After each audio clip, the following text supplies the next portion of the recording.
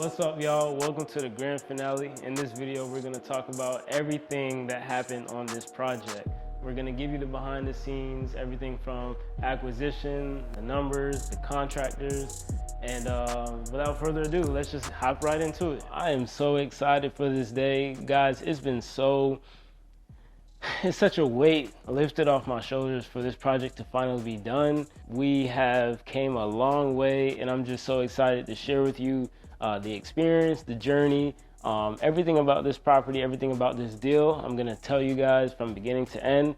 And really, remember, the idea behind this video is really I wanted to inspire everyone who's watching. I wanted to really show you guys, especially for my younger folks out there who are interested in real estate and who had been trying in real estate and really just want to learn more about real estate. This video is for you. There's so much talk about, real estate being the number one thing that all wealthy people have in common. There's just such a hype around real estate, and I just feel like, having this experience with flipping my first property, I just really wanted to kind of share with you guys what the behind the scenes was. Let's start off with the acquisition.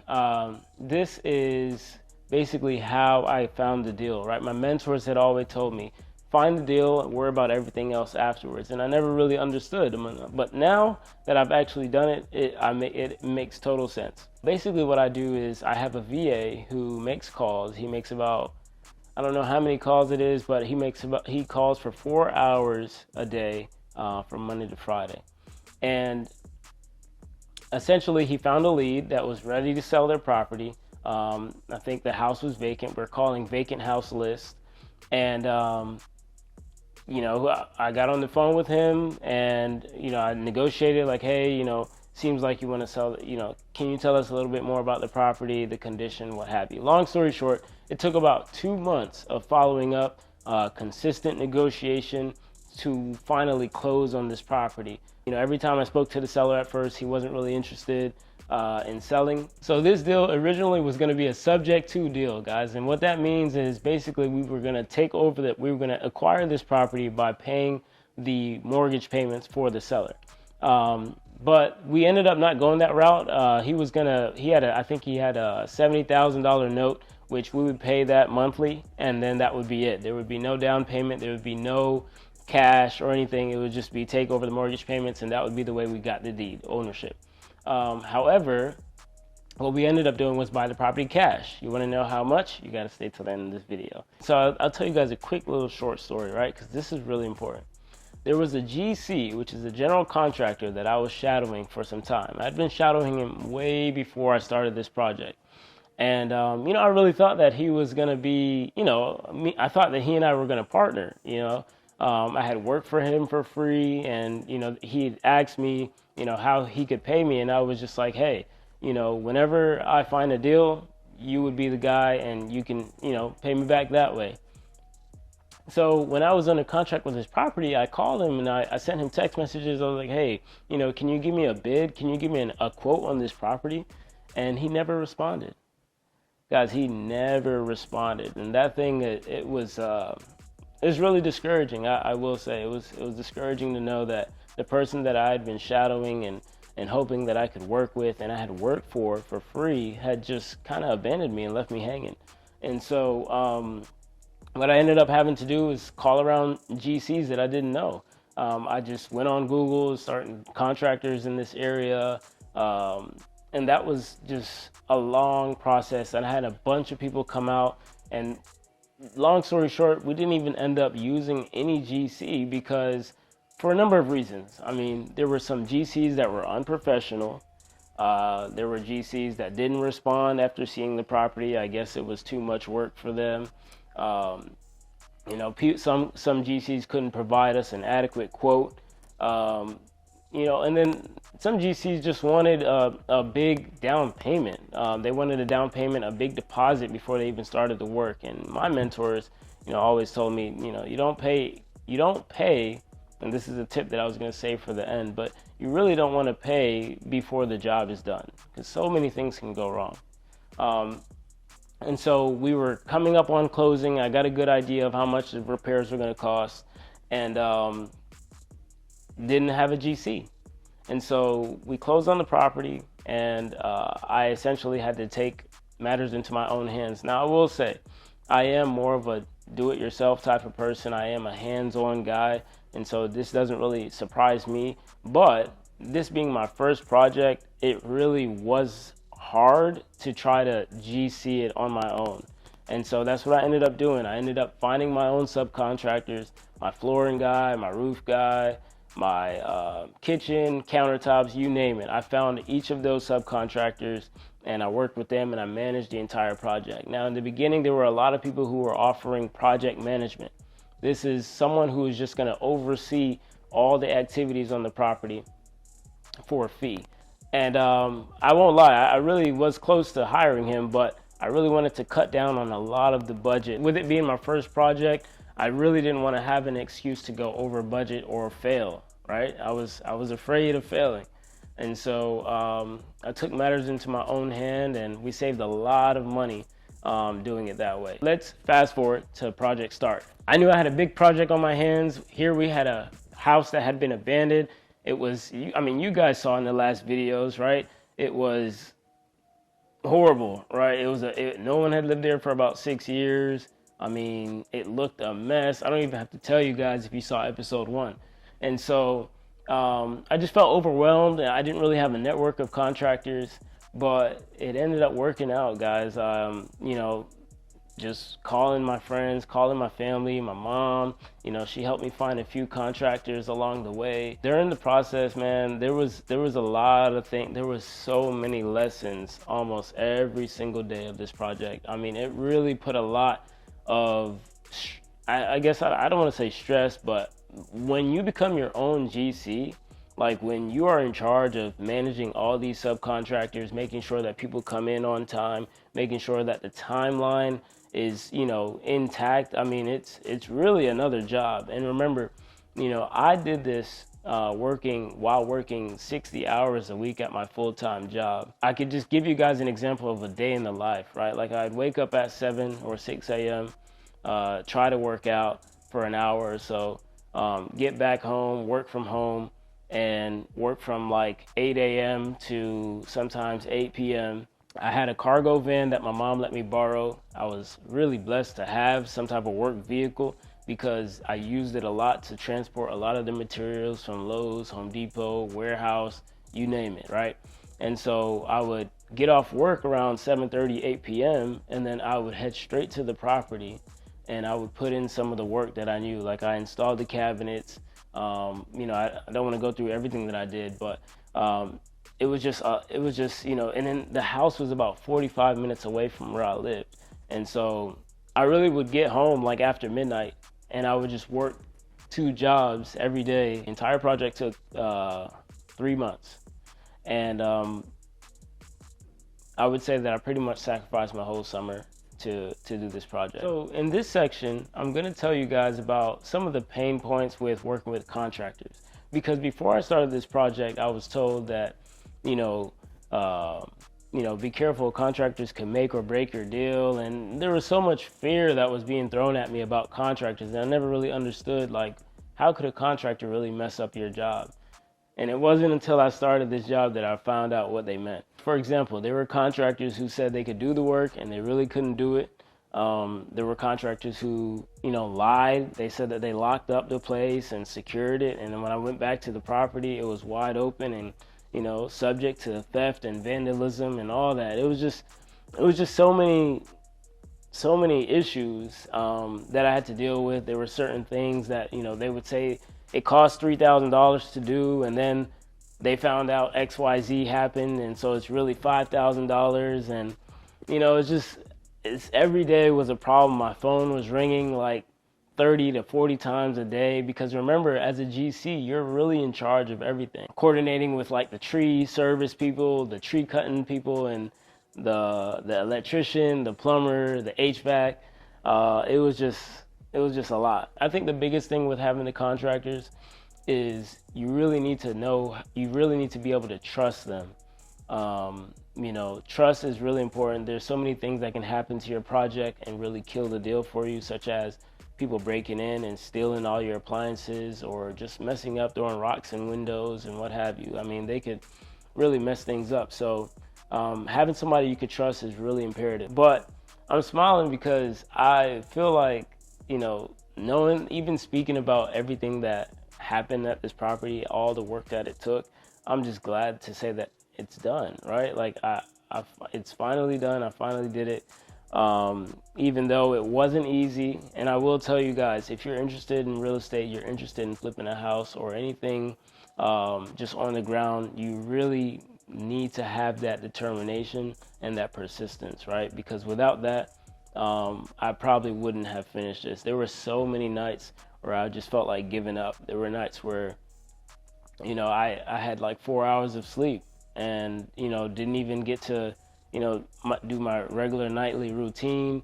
And so I just want to say that, like, it is not easy, but nothing that's worth working for is easy, guys. Like, that's what I had to learn. And it's, I'm glad that I learned that lesson, because this didn't just teach me about real estate, but it taught me about being a person of integrity, being a disciplined individual. It just taught me a lot of life skills that will extend beyond just real estate. I just want to talk about the lessons learned during this process. I know I've already touched on a few of them, but, just go with your gut. Like, when you're deciding whether to work with a contractor or not, sometimes just seeing the person, looking them in their eye, and hearing how they talk about the work and what they're going to do, sometimes you can get enough of a nudge to know not to work with this person. That happened to me so many times where, people would come out and they wouldn't be able to give me a price, or it just seemed like a lot of shady stuff going on. And so I just decided not to work with them. Try to package your deals. Sometimes packaging the contractor work is beneficial. Like, for instance, I paid a yard cleanup guy, and then I had to pay the tree service guy. But then the tree service guys know how to do yard cleanup, and so it probably would have been cheaper if I had just done tree service and yard cleanup in one and just paid one entity versus paying two different people. Another lesson learned that at least I messed up, where in the beginning when we did the demolition, I ordered too small of a dumpster. And this is just because I didn't have the experience, right? Sometimes you just have to do things to learn them. And then now I know to always try to get the bigger size dumpster. These are small things, right? Like, it wasn't a deal breaker, but it's just something to mention. I think sometimes I was too nice to my contractors. That was something else that I realized. They knew that I was young, but I don't think they know how young I actually am. And so that kind of helped me out a little bit. One thing that I would say I learned is that if a contractor doesn't have any suggestions on how to go about certain things, then it's probably a red flag, right? A contractor who has done the work should know how to get things done. They should be able to give you suggestions on how things should look, or whether you should go with this or that. As I was explaining in the previous videos that you guys might have watched, there was a contractor who messed up the bathroom work. He showed me pictures of work that he had done, and the pictures weren't even his work. And so contractors will do that sometimes. They will show you pictures like, yeah, I did this, I did that, and it's like, they're tricking you into hiring them. And so that happened to me as well. All right, guys, so this is the moment you guys have all been waiting for. I know you guys have been waiting across this whole series for me to talk about how much I paid for the house and what I'm gonna do with it. Is it really a flip? Am I gonna sell it? Am I gonna rent it? This is the part that I'm gonna tell you guys. So here are the numbers. We bought the house for $50,000. It took about $70,000 to rehab and fix it up. That's everything from the very beginning to the very end. When you add $50,000 to $70,000, you get $120,000. This is our all-in cost. When you take 120 of all-in cost and you have the 185 of the appraisal value, that's $65,000 of, I guess you would say, profit if we were to sell the property outright. However, that 185 is just the appraised value. It's not really the price that it could sell for. In this market, houses are selling for more than the appraised value.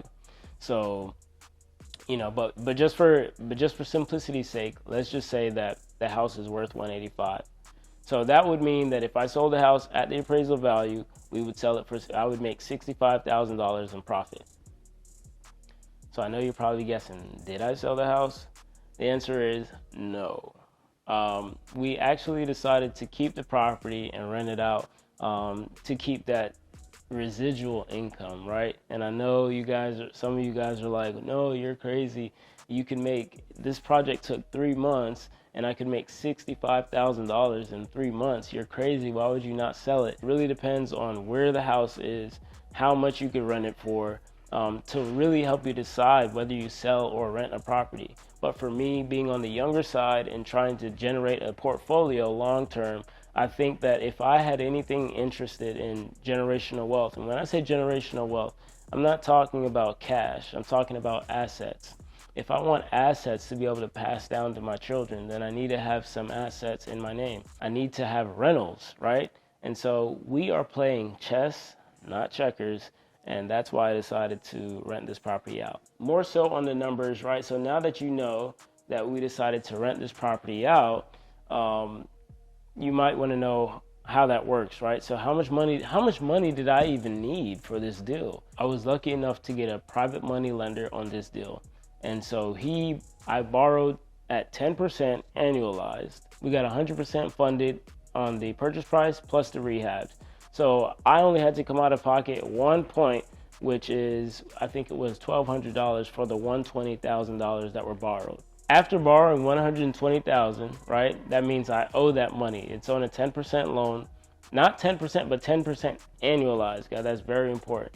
Annualized meaning I'm only paying interest on how long it takes me to pay my lender back. And so you guys might be wondering, okay, you borrowed $120,000. How are you going to pay that back?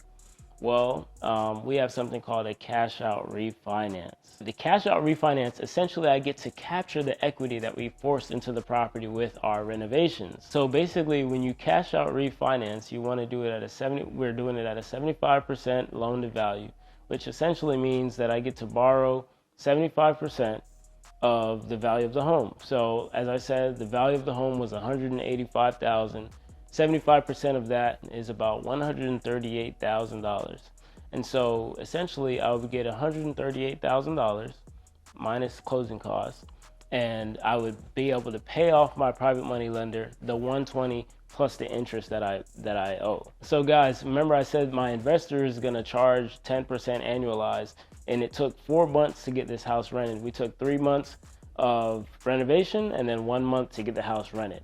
All right, so that put us at about $4,000 in interest. And so I basically would owe 120 plus the 4,000, which is 124,000. And so remember, I'm getting about 138,000 from the bank, and I'm going to use that 138,000 to pay the 124 that I owe the lender. So in that case, when you do 138 minus 124, I get to pocket around 14,000. So think about that, guys. I'm actually getting paid to build generational wealth. This is not just a $0 deal, right? It's not only that I came out of my pocket with $0 at the end of the day. I actually got paid to do this. And that's really the key when you find a great deal. This is the benefits of finding a great deal, is that I didn't really even come out of pocket at the end of the day. Think about it, guys. I want to make sure you guys understand that. I borrowed $124,000 with the interest included, and I put the value in the home. The value is way higher than it was than when I bought it, right? We went from $50,000 to $185,000. And when I cash out refinance at 75%, I'm going to get $138,000, and I'm going to pay the $124,000 that I owe my lender, right? And so that leaves me with $14,000 to save and put into the next deal. So at the end of the day, there's no money from my pocket. And this is called OPM, using other people's money to fuel your dreams. And so that's what really makes this really exciting, guys. I guess I want to close off with this and just say thank you for being here. Thank you for staying with me for this entire time, guys. It's been such a journey, especially for you guys who have watched from episode 1. I really appreciate you. But yeah, if you guys have any questions, feel free to put it down in the comments. You can also find me on Instagram at Mr. Prodigy. I also have consultation calls if you guys want to book a call with me for 30 minutes or so. You can find that in the link below.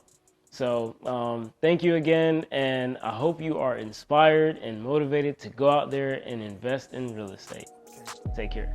Unless you talking numbers, we ain't speaking about the right things. Switch up on my nigga for a figure, that's not like me. Baddie with a